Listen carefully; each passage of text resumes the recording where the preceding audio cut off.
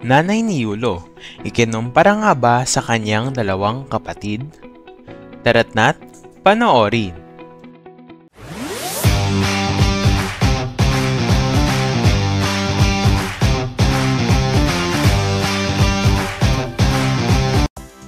Inilantad ni Angelica Yulo ang mga natanggap na magagarang regalo mula sa kanyang mga anak na sina Eldrew at Eliza Yulo.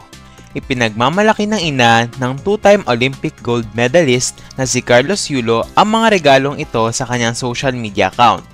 Sa kanyang Facebook post, ibinahagi ni Angelica ang kanyang kasiyahan sa pagiging maalala ni na Eldrew at Eliza. Lubos niyang na-appreciate ang gesture ng kanyang mga anak. Bukod dito, binigyan din ni Eldrew ng regalo ang kanyang ama. Kalakip ang larawan ng isang bag, isinama ni Angelica ang mensahe mula kay Eliza.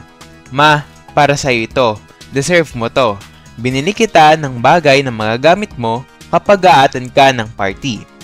Kapag pera lang kasi ang ibinigay ko, hindi mo rin naman gagastusin para sa sarili mo. Gagamitin mo lang para sa amin." Dagdag pa ni Eliza. Hindi raw nakapagsalita si Angelica sa sinabi ng kanyang anak at nagpasalamat na lang siya. Samantala, nagbahagi rin si Angelica ng larawan ng pares ng sapatos na iniregalo naman sa kanya ni Eldrew. Ang nakalagay sa caption, "Yung isang anak ko hindi nagpahuli kay Eliza Yulo. Tapos sabi pa niya sa akin, 'Mama, 13K ang budget ko para sa'yo. Okay na to. Itabi mo na lang yan. Yung ibang pera mo, alam ko kulang pa yan para sa'yo. Kasi akala mo anak ka ni Henry C. sa lakas mong gumastos. Thank you so much, Carl Yulo." Mensahe ni Angelica sa anak. Narito ang ilang reaksyon ng mga netizens sa mga bagong post ni Angelica. "Ang bait talaga ni Carl Yulo. Kaya idol ko siya. Saludo ako sa iyo, Carl. Stay humble at patuloy na maging mabait at mapagmahal sa nanay mo.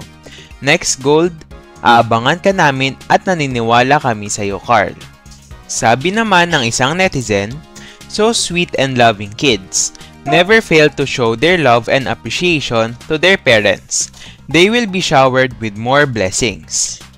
At dyan nagtatapos ang ating chika for today.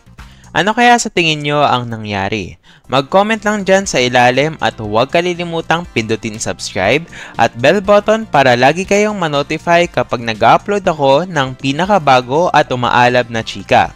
Pakipindot na din ang like at share button para marami pang ma-upload kagaya ng ganitong content. Yun lamang at paalam.